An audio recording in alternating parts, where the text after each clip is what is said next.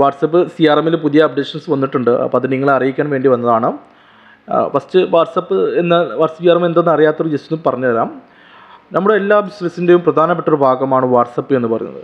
ആ വാട്സപ്പിനെ കൃത്യമായി മാനേജ് ചെയ്ത് കൃത്യമായി ഫോളോ അപ്പ് ചെയ്ത് കസ്റ്റമേഴ്സിനെ മെസ്സേജുകൾ അയച്ചുകൊണ്ട് അവരെ ഫോളോ അപ്പ് ചെയ്ത് കഴിഞ്ഞാൽ എന്തായാലും നമുക്ക് വരുന്ന ബിസിനസ്സിൻ്റെ ഇപ്പോൾ നടക്കുന്ന ബിസിനസ്സിൻ്റെ 5 ഇരട്ടിയിലധികം കൂട്ടിക്കൊണ്ടുവരാൻ പറ്റുമെന്നുള്ളതാണ് വാട്സപ്പ്. വെറുതെ പറയുന്നില്ല, നമ്മുടെ ബിസിനസ്സിനും എല്ലാ ബിസിനസ്സിനും ഉപയോഗിക്കുന്നതാണ് ഒരു ടൂളാണ് വാട്സപ്പ്. അപ്പോൾ അതിനെ വെച്ച് നമുക്ക് 5 ഇരട്ടിയിലധികം ബിസിനസ് ഉണ്ടാക്കാൻ പറ്റിയിട്ടുണ്ട്. അപ്പോൾ നിങ്ങൾക്ക് വാട്സപ്പ് കൃത്യമായി മാനേജ് ചെയ്യാനും ഫോളോ അപ്പ് ചെയ്യാൻ വേണ്ടിയുള്ള ഒരു ടൂളാണ് വാട്സപ്പ് CRM എന്ന് പറയുന്നത്. അപ്പോൾ അതിന് ഓരോ ഡീറ്റെയിൽസ് ഞാൻ പറഞ്ഞുതരാം. വാട്സപ്പ് CRM എങ്ങനെ ഉപയോഗിക്കാം, അതുമായി ബന്ധപ്പെട്ട ഫീച്ചേഴ്സ് കാര്യങ്ങളൊക്കെ പറഞ്ഞുതരാം. വാട്സപ്പ് CRM എന്ന് പറഞ്ഞത് എക്സ്റ്റൻഷൻ വഴിയാണ്, അതായത് നമ്മുടെ ക്രോം വഴി വാട്സപ്പ് വെബിൽ ഇൻസ്റ്റാൾ ചെയ്യുന്നതാണ്. എക്സ്റ്റൻഷൻ വഴി ഇൻസ്റ്റാൾ ചെയ്യുന്നതാണ് വാട്സപ്പ് CRM എന്ന് പറയുന്നത്.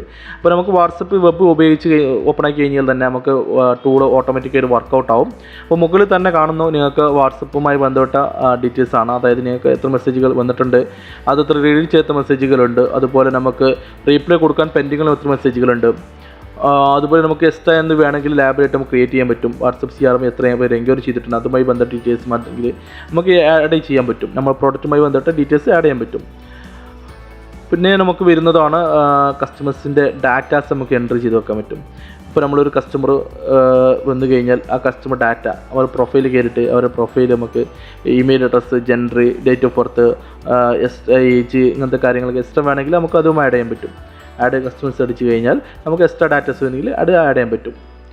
ഓക്കെ, ഇനി നമുക്ക് ഇവിടെ വരുന്ന ടൂൾസുകൾ ഓരോന്ന് പരിചയപ്പെടാം. ഫസ്റ്റ് വരുന്ന ബ്രോഡ്കാസ്റ്റ് ആണ്. അതായത് ബ്രോഡ്കാസ്റ്റ് മെസ്സേജ് കസ്റ്റമർക്ക് നമ്പർ ബൾക്ക് ആയിട്ട് മെസ്സേജ് അയക്കുക എന്നുള്ളതാണ്. അത് നമ്മൾ നമ്പർ സേവ് ചെയ്യാതെ അവർ കസ്റ്റമർ നമ്മൾ നമ്പർ സേവ് ചെയ്യാണ്ട് തന്നെ മെസ്സേജ് അയക്കാൻ പറ്റും.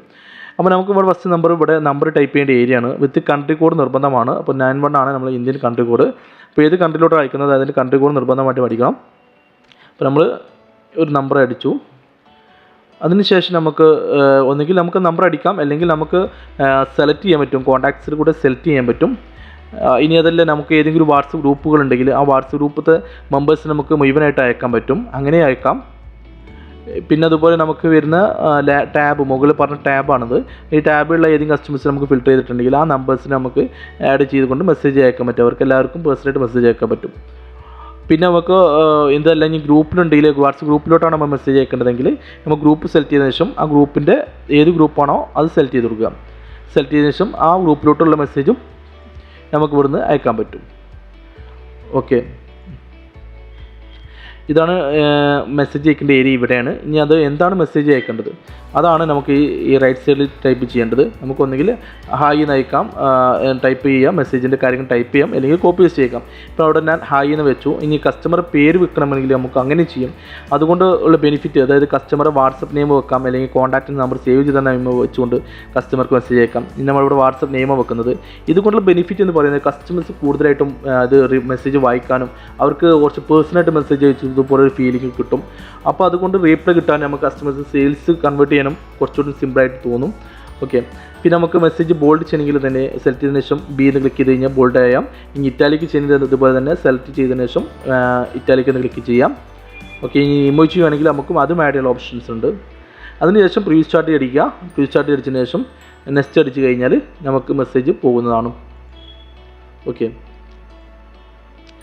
അതിനുശേഷം രണ്ടാമത്തെ ടൂൾ വരുന്നത് കസ്റ്റം ടാബാണ്. അതായത് ടാബ് എന്ന് പറയുന്നത് ഇവിടെയാണ്. ഈ ഏരിയയിൽ നമുക്ക് എന്തെങ്കിലും പ്രോഡക്റ്റ് നമ്മളുമായി ബന്ധപ്പെട്ട കാര്യങ്ങൾ ആഡ് ചെയ്യണമെങ്കിൽ അവരെ ഇനിയിപ്പോൾ നമുക്ക് വാട്സപ്പ്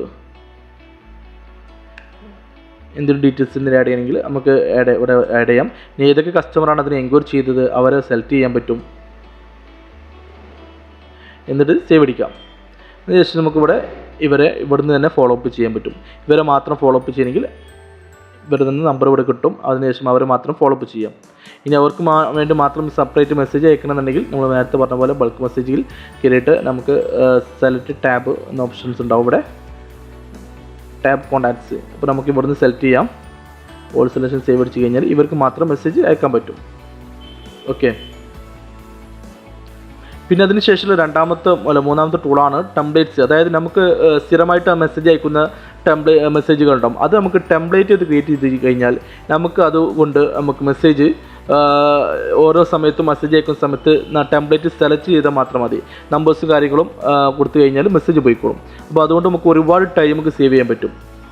പിന്നെ അതുപോലെ ചാറ്റ് ബോട്ടാണ്. ഇത് ഭയങ്കര എഫക്റ്റീവ് ടൂളാണ്. അതായത് നമുക്ക് കസ്റ്റമർ എന്തെങ്കിലും സ്പെഷ്യലായിട്ടുള്ള കേവേഡ്സ് സെലക്ട് ചെയ്ത് ടൈപ്പ് ചെയ്ത് കഴിഞ്ഞാൽ അതിനനുസരിച്ച് റീപ്ലൈ നമുക്ക് സെറ്റ് ചെയ്ത് വെക്കാൻ പറ്റും. പിന്നെ നമ്മുടെ പ്രൊഡക്റ്റ് നമ്മൾ വാട്സപ്പ് CRM ആണ്, വാട്സപ്പ് CRM എന്നൊരാൾ ടൈപ്പ് ചെയ്ത് കഴിഞ്ഞാൽ നമുക്ക് റീപ്ലൈ സെറ്റ് ചെയ്ത് വെക്കാൻ പറ്റും. വാട്സപ്പ് CRMുമായി ബന്ധപ്പെട്ട എല്ലാ ഡീറ്റെയിൽസും നമുക്ക് കസ്റ്റമർക്ക് അയക്കാൻ പറ്റും. അതിനുള്ള ടൂളും ഇവിടെയുണ്ട്. ഓക്കെ, നമുക്ക് എന്ത് പ്രോഡക്റ്റ് ആയിക്കോട്ടെ, എത്ര പ്രോഡക്റ്റ് വേണമെങ്കിലും കസ്റ്റമർ ടൈപ്പ് ചെയ്ത് കഴിഞ്ഞാൽ അതിനുമായി ബന്ധപ്പെട്ട് റീപ്ലൈ നമുക്ക് ഓട്ടോമാറ്റിക്കലി സെറ്റ് ചെയ്ത് വെക്കാൻ പറ്റും. അതുകൊണ്ട് നമുക്ക് ഒരുപാട് ടൈം, ഒരു 4 സ്റ്റാഫിൻ്റെ വർക്ക് വാട്സപ്പ് CRM തന്നെ ചെയ്തോളും. ഒരു ഓഡിയോ ഐക്കണിൽ അയക്കാം, നമ്മളെ ബ്രോഷർ ഐക്കണിൽ അയക്കാം, നമ്മുടെ ഇമേജ് കാര്യങ്ങൾ അയക്കാം, വോയിസ് അയക്കാം, എന്തും അയക്കാൻ പറ്റും അവിടെ.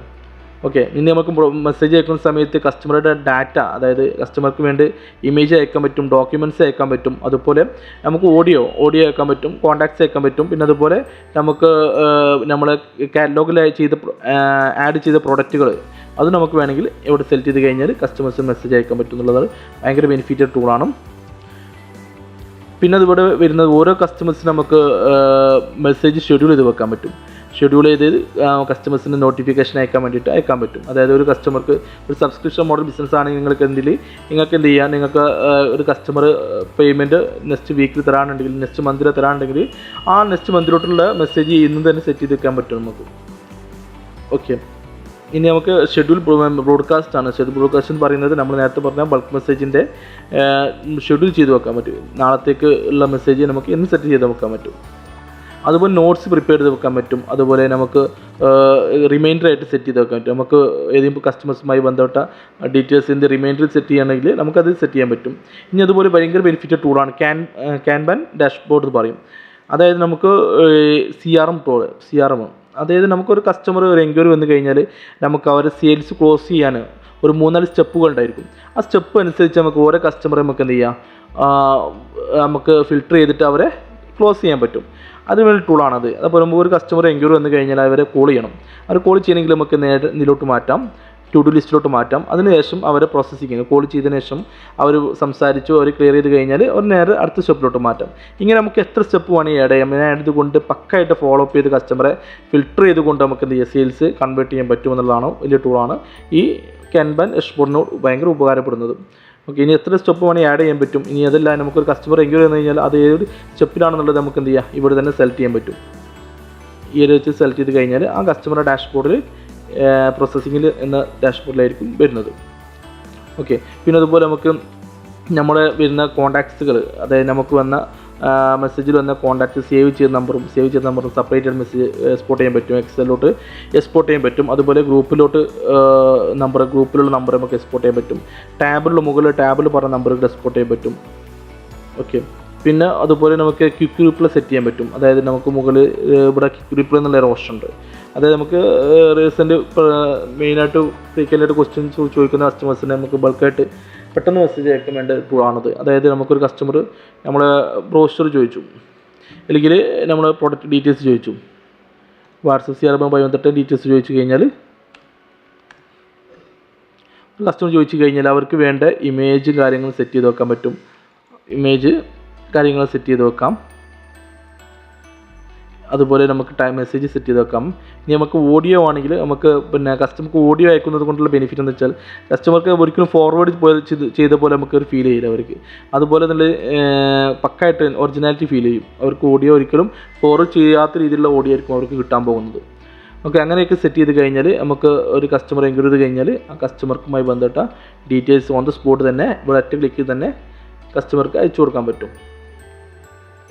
ഓക്കെ, ഇതൊക്കെയാണ് ഡീറ്റെയിൽസ് വരുന്നത്. അപ്പോൾ നിങ്ങൾ ബിസിനസ്സിൽ ഇത് യൂസ്ഫുൾ ചെയ്ത് കഴിഞ്ഞാൽ വാട്സപ്പ് ഉപയോഗിക്കുന്ന എല്ലാ ബിസിനസ്സുകാരും ഉപയോഗിക്കേണ്ട ഒരു ടൂളാണ് വാട്സപ്പ് CRM എന്ന് പറയുന്നത്.